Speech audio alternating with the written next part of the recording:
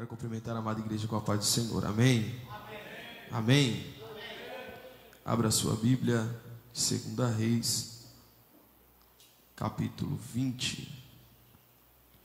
Enquanto você procura o texto, quero louvar a Deus pela vida do nosso pastor, os obreiros que aqui o representam, que Deus possa abençoar grande e abundantemente. Abra a sua Bíblia, 2 Reis, capítulo 20. Prometo ser sucinto, rápido e não me demorar. Quem achou o texto, diga amém. Naqueles dias, adoeceu Ezequias de morte, e o profeta Isaías, filho de Amós, veio a ele e lhe disse: assim diz o Senhor, ordena a tua casa, porque morrerás e não viverás. Então virou o rosto para a parede e orou ao Senhor, dizendo: ah, Senhor, ser servido de te lembrar que andei diante de ti em verdade e com o coração perfeito, e fiz o que era reto aos teus olhos. E chorou Ezequias muitíssimo. E sucedeu, pois, que não havendo Isaías ainda saído do meio do pátio, veio a ele a palavra do Senhor, dizendo: volta e dize a Ezequias, chefe do meu povo: assim diz o Senhor, Deus de teu pai Davi, ouvi a tua oração e vi as tuas lágrimas, e eis que te sararei, ao terceiro dia subirás à casa do Senhor, e acrescentarei aos teus dias 15 anos, e das mãos do rei da Síria te livrarei a ti e a esta cidade, e ampararei esta cidade por amor de mim e por amor de Davi, meu servo. Querido Deus eterno Pai, te louvo por esta oportunidade, Senhor, que o Senhor possa falar aos nossos corações, ó Deus, falar com a tua igreja, com o teu povo. Somos totalmente dependentes do Senhor, somos apenas um instrumento em tuas mãos, ó Deus. Fala aquilo que o Senhor quer dizer e falar nesta noite. Vivifica a fé dos teus filhos, a confiança diante da tua presença. Deus, em nome de Jesus, eu te peço todas essas coisas e te agradeço em nome de Jesus. Amém. Amados irmãos, o texto de 2 Reis, capítulo 20, vai falar a respeito desse personagem, o rei Ezequias. É óbvio que a Bíblia, ela diz, melhor dizendo, a respeito de diversas situações na qual Ezequias fez, diversos cenários na qual ele participou, e como foi o andamento dele durante o seu reinado. No capítulo 18, a Bíblia diz que ele começa a reinar, no versículo 2, com 25 anos de idade. Apesar da sua pouca idade, ele começa a reinar e assume essa grande responsabilidade. A Bíblia diz também que ele reinou durante 29 anos em Judá e em Jerusalém. Ele fez o que era reto aos olhos do Senhor. No versículo 3 descreve isso, de como ele conduziu aquilo que foi entregue em suas mãos. Ele fez o que era reto aos olhos do Senhor. Tirou os altos, no versículo 4, quebrou as estátuas, deixou abaixo os bosques, fez em pedaço a serpente de metal que Moisés fizera. Ou seja, tudo aquilo que não agradava ao Senhor, ele pôs as coisas no seu devido lugar. Então não foi somente, apesar da pouca idade, assumir essa responsabilidade, mas ele tinha ciência daquilo que ele precisava fazer para agradar não aos homens, e sim agradar ao Senhor. De modo, irmãos, que o próprio texto vai diz no versículo 5, que ele foi melhor, o maior, e não houve outro antes dele que fizesse tais coisas, e nem depois. O texto diz assim: no Senhor Deus de Israel confiou, de maneira que depois dele não houve seu semelhante entre todos os reis de Judá, nem entre os que foram antes dele. Agora no 6 diz o motivo de tal coisa. Versículo 6 do capítulo 18. Porque se chegou ao Senhor, não se apartou de após ele, e guardou os mandamentos que o Senhor tinha dito e dado a Moisés. Então, por obediência a Deus, aos seus mandamentos, ele começou a ter sucesso naquilo que ele fez, de modo que nem antes nem depois houve um rei em Judá semelhante a tal homem, como diz o texto. A Bíblia ainda diz, irmãos, sobre quando Senaqueribe, rei da Síria, invade a Judá. E esse homem, irmãos, diante desse cenário, desta invasão, ele vai temer e vai orar ao Senhor. Porque no versículo 7 do capítulo 18, o texto diz que ele não quis se submeter ao rei assírio. Ele não quis se submeter a Senaqueribe. De modo que Senaqueribe invade a cidade, ele se arrepende daquilo que tinha feito, de não se submeter, e agora ele quer entregar as coisas que se achavam na casa do Senhor, para tentar amenizar o ataque que estava vindo sobre a sua vida e sobre a sua gestão naquele reinado. Então ele começa, a Bíblia diz, no versículo de número 15, Ezequias deu toda a prata que se achou na casa do Senhor e nos tesouros da casa do rei. Naquele tempo cortou Ezequias o ouro das portas do templo do Senhor, das ombreias de Ezequias, rei de Judá, que cobrira, e deu ao rei da Síria. Ele faz todas essas coisas, irmãos. E agora o rei começa a apertar, dizendo: olha, não há um Deus que consiga me vencer. Todas as nações que nós lutamos, não houve um Deus com D minúsculo que pudesse livrar essas nações das nossas mãos. Porém, eles não sabiam que estava lidando agora com Deus, com D maiúsculo, o Todo-Poderoso.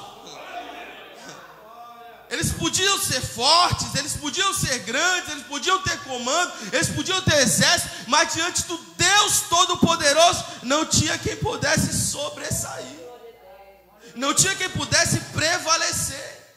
De fato que Rabsaque, no versículo 19, vai dizer: orai e dizer a Ezequias, assim diz o grande rei, o rei da Síria, que confiança é esta e em quem confias?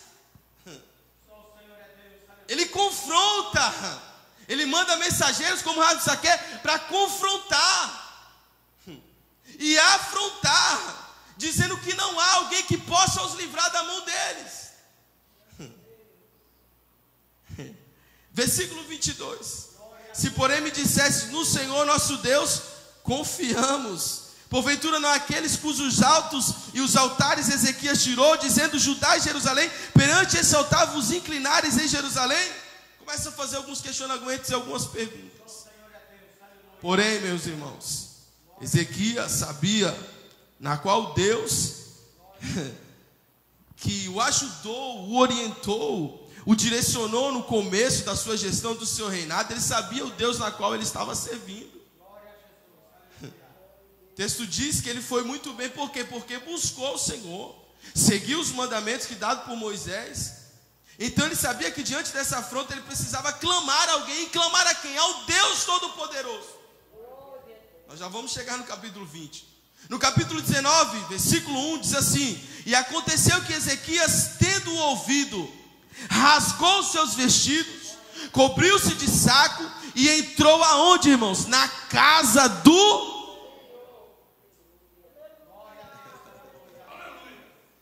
Trazendo para a nossa realidade, no nosso dia a dia, irmãos, diante de afrontas, de cenários como esse, de dificuldades na sua vida, nós só devemos fazer algo, irmãos. Não sabemos o que fazer? Vamos clamar ao Senhor. Vamos entrar no seu santuário, vamos entrar na casa do Senhor, entendendo que só Ele pode nos dar livramento, que só Ele pode fazer o milagre, que só Ele pode nos proteger. O texto ainda diz que ele recebeu cartas, e no versículo 14 do capítulo 19, diz assim: recebendo, pois, Ezequias carta das mãos dos mensageiros, lendo-as, subiu à casa do Senhor. E Ezequias estendeu perante quem, irmãos? O Senhor.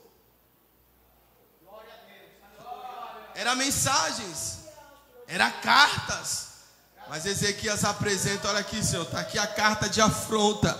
Eu estou apresentando ao Senhor. Em outras palavras, não é na força do nosso braço, não é na força do nosso braço, nas coisas que nós podemos ou achamos que podemos fazer, mas nós devemos apresentar tudo diante do altar do Senhor. E é assim que obteremos resposta, é assim que obteremos resultados favoráveis, quando apresentamos tudo diante do altar do Senhor. E orou Ezequias perante o Senhor e disse: ó Senhor Deus de Israel, que habita entre os querubins, tu mesmo só és Deus de todos os reinos da terra. Tu fizestes os céus e a terra. Inclina, Senhor, o teu ouvido e ouve. Abre, Senhor, os teus olhos e olha. Ouve as palavras de Senaqueribe, que enviou a este para aprontar. Quem eu, Senhor? Não, o Deus vivo. Senaqueribe não sei se ele está apresentando diante de Deus, irmão, em oração, que ele não estava afrontando Ezequias de fato e o seu povo, mas estava afrontando o Deus vivo. Ezequias estava dizendo: Senhor, ouve, abre os teus ouvidos para ouvir, Senhor, abre os teus olhos e olha, vê o que Senaqueribe está falando, afrontando o Senhor, o Deus vivo e poderoso. O texto diz, no versículo de número 20 em diante, do capítulo 19, na epígrafe do texto diz assim: Isaías conforta a Ezequias. Deus vai usar o profeta para confortar o rei, usado por Deus para confortar o rei. Eu vou ler apenas um versículo aqui desse texto, já vou entrar no capítulo 20. No versículo de número 28 do capítulo 19, o texto diz assim: por causa do teu furor contra mim. Isso Isaías falando a Ezequias sobre Senaqueribe. A tua revolta subiu aos meus ouvidos, portanto porei o meu anzol no teu nariz e o meu freio nos teus beiços, e te farei voltar pelo caminho por onde viestes. Deus estava usando o profeta para confortar Ezequias sobre o que ele faria com Senaqueribe, porque afrontou não foi Ezequias, mas o Deus Todo-Poderoso. Eu vou colocar o meu anzol, eu vou colocar o meu freio nos beiços dele, significando, irmãos, que Deus continua cuidando da sua igreja,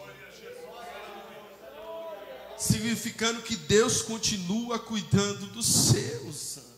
Nada passa desapercebido aos olhos do Senhor. Muitas das vezes precisamos de uma palavra como essa para nos confortar. Muitas das vezes precisamos de um profeta, como diz o texto, para nos confortar. Mas em todas essas coisas, seja qual for o cenário, o importante é que Deus vê, que Deus sabe, que Deus entende e que Deus segura nas suas mãos diante dessas dificuldades. É Ele quem faz todas essas coisas. 32. Portanto, assim diz o Senhor acerca do rei da Síria: ele não entrará nesta cidade, nem lançará flecha alguma, tampouco virá contra ela com escudo, nem levantará contra ela tranqueira alguma. Pelo caminho por onde vier, por ele voltará, porém nesta cidade não entrará, diz o... Está difícil? Pelo mesmo caminho que o adversário se levantou, ele voltará. Pelo mesmo trajeto que ele se levantou, ele voltará. O Senhor não permitirá nenhuma flecha, nenhuma tranqueira, nada atingir, porque eu ampararei essa cidade para livrar, por amor de mim, por amor do meu servo Davi. Deus fala e Deus cumpre, irmãos. A Bíblia diz, irmãos, que naquela mesma noite, versículo 35, saiu um anjo do Senhor. Preste bem atenção nisso. Foi algum guerreiro? Foi alguém do exército? Foi algo vindo do céu, um anjo do... E o que ele fez? E feriu no arraial dos assírios, quantos? 185.000 deles. Deus fala e Deus faz. Apenas um anjo feriu 185.000. De forma, irmãos, que pela manhã cedo todos viram os corpos mortos. Então Senaqueribe, 36, rei da Síria, partiu e foi, e voltou e ficou em Nínive. Quando ele viu o cenário, os corpos e cadáveres, pelo anjo do Senhor que havia feito, ele foi embora, porque entendia que Deus estava com eles. E Deus cumpriu, irmãos, porque ele também morreu, e eu não vou entrar nesse detalhe. Mas entramos no capítulo 20, irmãos, e eu quero falar a respeito de orar. Quem ora é dependente de Deus. Quem ora, ele mostra ao Senhor que ele depende do Senhor. Seja para qual for a situação, seja qual for o cenário, seja qual for a circunstância. Se está tudo mal, ele vai orar. Mas também se está tudo bem, devemos lembrar de orar também. O texto começa dizendo: naqueles dias adoeceu Ezequias de morte. Então, diante de todo esse cenário, subentendemos, quando o texto diz naqueles dias, que não demorou muito tempo. Foi durante aquele período em que os corpos foram mortos pelo anjo do Senhor, em que Senaqueribe fugiu, em que Senaqueribe foi morto. Durante aqueles dias adoeceu Ezequias de morte. Espera aí, evangelista Kaique. Deus usa o profeta para confortar a Ezequias. E agora o mesmo Deus, durante esse cenário ainda, permite uma doença chegar a Ezequias. O Deus que confortou, falou que ia livrar, livrou ele. É complexo de entender muitas das vezes, porque Deus livrou e agora permite uma doença que o levaria à morte.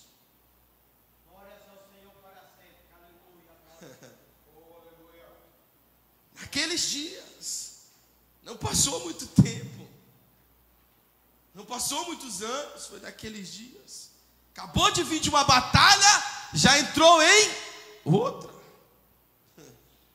Acabou de vir de uma guerra que Deus livrou, Deus confortou, Deus fez, mandou o seu anjo e agora está entrando em outra. Porque a vida do crente é assim. Jesus disse: no mundo tereis, mas tende bom ânimo. Jesus garante, ele fala e garante: porque como eu venci, vós vencereis também. Mesmo Deus que conforta, ele também permite, mas ele garante que sempre, em todas as circunstâncias, estará com o seu povo, estará com a sua igreja. E o profeta Isaías, filho de Amós, veio a ele e lhe disse: vai dar a sentença. Assim diz não era o profeta simplesmente falando, era ele sendo usado pelo Senhor. Calma aí. Deus usou o mesmo profeta para confortar, agora o mesmo profeta está sendo usado pelo Senhor e não dele mesmo, para dizer que ele iria morrer. Está no texto. Assim diz Será que é o mesmo Deus? Claro, irmãos. Porque Deus faz o que Ele quer, na hora que Ele quer, da maneira que Ele quer, e ninguém pode questionar. Assim diz o Senhor. Ele ainda foi avisado, irmãos: ordena a tua casa, porque morrerás e não viverás. Ele ainda foi privilegiado de ser avisado. Põe em ordem a tua casa, que você morrerá e não viverá. Coloque em ordem. Arruma as coisas. Em uma situação que não tinha um amparo público para sustentar talvez uma família, põe as coisas em ordem. Guarda aí alguma coisinha, coloca no lugar. Se acerta aí, você vai morrer e não vai viver. O profeta disse, avisou. Ezequias, irmãos, que havia ido muito bem no seu reinado, agora ouve essa notícia e entristece, porque ninguém está livre disso. Não é porque temos uma vida com Deus que estamos livres de notícias ruins. Não é porque temos comunhão com Deus, buscamos direção de Deus, que estamos livres e isentos de notícias ruins, notícias que nos deixam tristes, notícias que nos deixam para baixo, que faz com que nós percamos o nosso chão. Ele ouve aquilo ali. Versículo 2 do capítulo 20. Então virou o rosto para a parede e orou ao Senhor, dizendo: Ah, Senhor. Quantos de nós, irmãos, diante de cenários tristes, diante de frustrações, cenários catastróficos diante das nossas vidas, nós nunca fizemos uma oração como essa, dizendo: Ah, Senhor. Eu me lembro dos homens que estavam ajudando, cortando madeira, ajudando o profeta para estender, alargar as tendas, e quando o machado cai na água, eles disseram: Ah, Senhor, porque era emprestado. A boa vontade na vida de fazer para alargar as tendas, porque a obra estava crescendo, mas em meio a essa animação toda, o machado cai na água e eles vão clamar: Ah, Senhor, porque era emprestado. Quem de nós, irmãos, em um cenário de animação em que nós estamos, recebemos muitas das vezes uma notícia, vemos alguma coisa triste que aconteceu e dizemos: Ah, Senhor. Glória a Jesus, aleluia. Ficamos tristes e vamos aos pés do Senhor. Diga-se de passagem, é o melhor lugar para se estar. Diante de cenários frustrantes das nossas vidas, os pés de Jesus ainda é o melhor lugar. Ainda é o melhor lugar abrir os nossos lábios e dizer: Ah, Senhor, porque é diante dele que temos esperança, temos conforto, a nossa vida é redirecionada, porque é nos pés do Senhor que nós devemos sempre estar. Ah, Senhor. E ele vai lembrar de tudo que fez, irmão. Ele vai lembrar de tudo que havia feito. Ele apresenta isso como apresentou a carta de Senaqueribe. Era o mesmo Deus que livrou ele de Senaqueribe. É o mesmo Deus que ele apresentou as cartas em oração. E agora é o mesmo Deus que ele vai apresentar tudo o que fez. Senhor, lembra de que andei diante de ti em verdade e com o coração perfeito. Ele está diante do altar de Deus dizendo: Deus, lembra como eu andei. Lembra o que eu fiz. Lembra como o meu coração era perfeito e reto diante do Senhor. Lembra todas as coisas que eu fiz por amor de ti, em obediência à tua palavra, as leis de Moisés. Lembra, Senhor. E quem nunca fez uma oração como essa, evangelista Will? Diante do cenário, Deus, se lembra. Eu tenho andado perante a ti, eu tenho feito as coisas do jeito correto, tentando obedecer ao Senhor. Isso me sobreveio sobre a minha vida. Por quê, Senhor?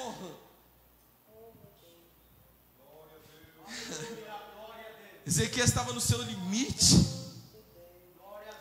após uma notícia que iria morrer, dita pelo mesmo Deus que o livrou. Ele falou assim: Isaías foi usado por Deus, se cumpriu, por que não vai se cumprir agora?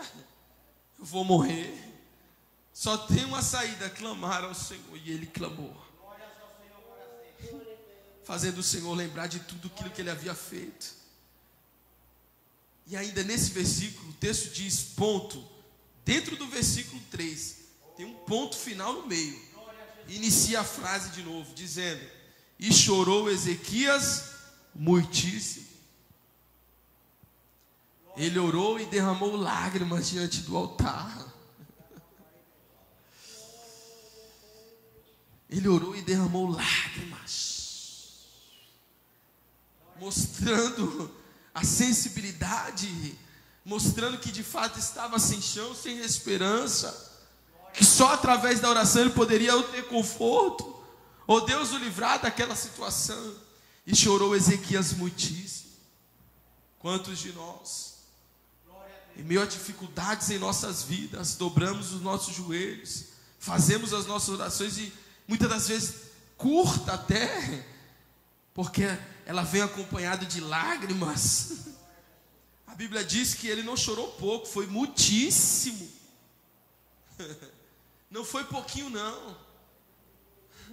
Não foi aquele choro para só limpar o canto do olho, não, foi muitíssimo. Ele chorou, se derramou em lágrimas.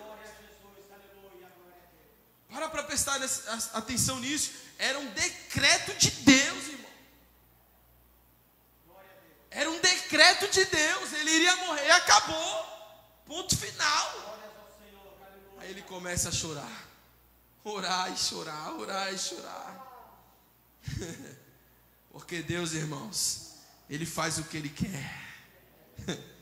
Versículo 4. E sucedeu que, não havendo Isaías ainda saído da onde, irmão? Do meio do... Deu nem tempo. A oração não foi nem longa. Acompanhado das lágrimas, ele chorando e orando. O profeta estava no meio do pátio, pastor Ulisses. Deu nem tempo de sair. E veio a ele a palavra do Senhor, dizendo: volta e diz a Ezequias, chefe do meu povo, assim diz o...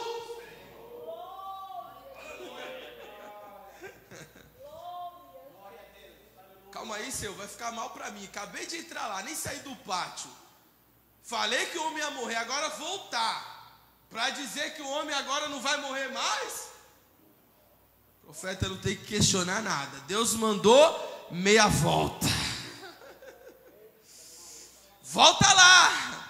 E diz o que? Assim diz o... Calma aí. Quando ele veio a primeira vez, ele disse: assim diz o Senhor que eu ia morrer. Agora Deus está mandando de novo, no meio do pátio, porque ele orou, porque ele chorou muitíssimo. Deus, o mesmo Deus que diz assim diz o Senhor, que ele iria morrer, no meio do pátio mandou ele voltar e diz: assim diz o Deus de teu pai Davi. 2 pontos. Ouvi a tua e vi as tuas. Sabe o que significa? Deus ouve e Deus vê. Deus ouve e Deus vê. Abre um parênteses e trago para a sua vida nesta noite. Deus está ouvindo e Deus está vendo. Mas está difícil, eu não sei mais o que fazer. Mas Deus está ouvindo e Deus está vendo. Não costumo fazer isso, mas vou repetir novamente até você entender. Deus está ouvindo e Deus está vendo.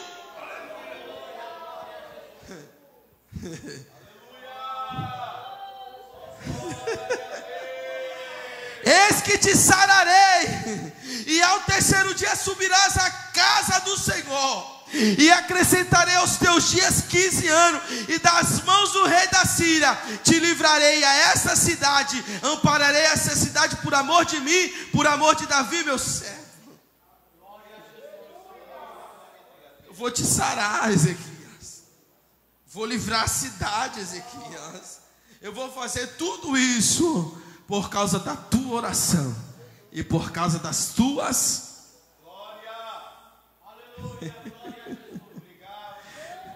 Lucas 18 fala a respeito sobre o dever de orar e nunca desfalecer.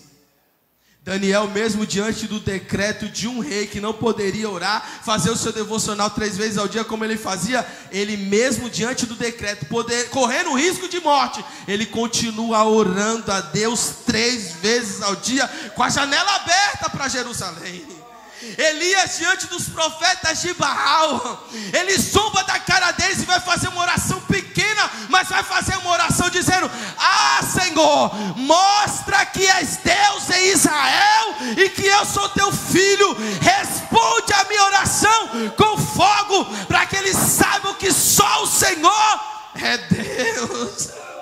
Ana, diante do cenário onde não via solução, queria ter um filho, queria ver o milagre, ela vai entrar no templo, de forma que os homens achavam que ela estava embriagada, mas mesmo assim, ela vai orar ao Senhor. Jonas, no capítulo 2, nas entranhas do peixe, do ventre do inferno, eu clamei ao Senhor e Ele me ouviu. E a igreja nessa noite, volte a orar, volte a clamar, volte a buscar a Deus,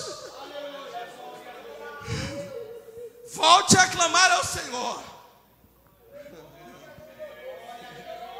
Tem mais, irmão, poderia citar vários aqui. Pedro, quando estava afundando, ele olhou para Jesus: Jesus, socorre-me. E a mão estava lá estendida para o levantar. Há poder na oração da igreja, há poder nos joelhos que se dobram. Josafá, quando não sabia o que fazer, reúne o povo e vai clamar, e Deus usa um no meio do povo a dizer: essa peleja não é vossa, senão de Deus. O caminho ainda é oração, a oração, a oração.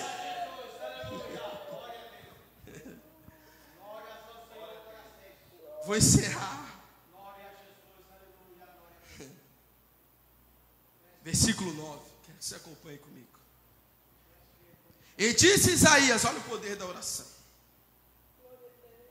isso te será de sinal da parte do Senhor, de que o Senhor cumprirá essa palavra que disse. Adiantar-se-á a sombra 10 graus, ou voltará 10 graus atrás? Do relógio de Acás, irmãos, ele se movia de acordo com a sombra que fazia do sol. Então não era um relógio movido a bateria, que nós podemos mudar a hora na qual nós quisermos, o momento que nós quisermos. Era o sol que fazia com que o horário aparecesse ali. Porém, irmãos, para isso acontecer, a rotação da terra teria que mudar. Isaías vai olhar para ele e vai dizer: quer adiantar ou atrasar 10 graus? Você escolhe. Para saber que é eu que estou fazendo, o Deus Todo-Poderoso que está fazendo. Escolhe aí, quer adiantar a rotação da terra 10 graus ou voltar 10 graus? Eita, oração poderosa. Escolhe aí, Ezequias, quer que a terra volte 10 graus ou adiante 10 graus? Senhor, andar ela já anda. Agora voltar, volta aí 10 graus. E o relógio de Acás voltou 10 graus. A rotação da terra teve que voltar, irmão, por causa da oração de um crente e da lágrima de um crente. Lágrima poderosa é essa. Você tem uma arma poderosa e muitas das vezes nem sabe ou nem lembra. Precisamos estar na oração, clamar a Deus, buscar a Deus. Está difícil, Deus pode movimentar, irmãos. Deus pode movimentar o que for, só depende de nós. O caminho ainda é o Jesus, irmãos, é o maior exemplo. Estava angustiado até a morte, porque sabia que iria para a cruz. O seu lado humano estava angustiado, que a Bíblia diz isso. Ele vai para a oração. Volta, os discípulos estão dormindo. Vai para a oração de novo. Gotas de sangue estão saindo do seu corpo. Ele está em um limite, nos seus limites ali, humanamente falando. Aí ele vai dizer: Senhor, passa de mim esse cálice, porém não seja feita a minha vontade, mas a tua vontade. Humanamente falando, irmãos, o momento mais crítico, no ápice do ministério terreno de Jesus aqui na terra, ele vai fazer o quê? Vai orar. Quando ele vai escolher os discípulos, ele vai para orar. Passa a noite inteira, realiza milagres de dia e à noite vai para a oração. Precisamos aprender a orar. Precisamos voltar a dobrar os nossos joelhos e confiar no Deus Todo-Poderoso. Com a permissão dos pastores, a igreja fique de pé.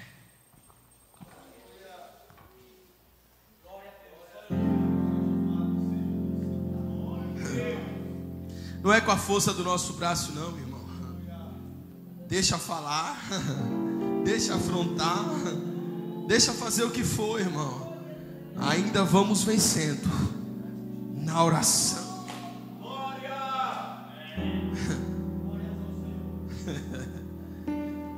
Josafá, 2 Crônicas capítulo 20, ele não precisou, irmãos, estender espada alguma. Ele manda os músicos na frente adorando a Deus e vem atrás, e Deus deu vitória. Isso é a confiança de quem ora. A confiança de quem ora, que pode estar o cenário mais terrível que for, Deus pode fazer. Curve a sua cabeça e vamos orar. Mas eu quero que você ore. Quero que você peça a força a Deus para voltar a orar com força, com vigor. E se já está orando, continuar com mais ânimo, com mais vigor, crendo que Ele responde. Querido Deus eterno Pai, eu te louvo pela Tua graça, Senhor, e misericórdia de nós estarmos aqui, Deus. Continua operando em nosso meio. Dá-nos força e vigor para orar, para clamar a Ti, Senhor. Mesmo diante de cenários catastróficos, frustrantes, ó Deus, notícias que nos deixam mal e tristes, mas que possamos entender que o caminho é a oração. Fortalece a Tua igreja aos Teus pés. Vivifica a nossa confiança, a nossa perseverança, que possamos buscar a Tua face. Esse é o desejo do nosso coração, em nome de Jesus.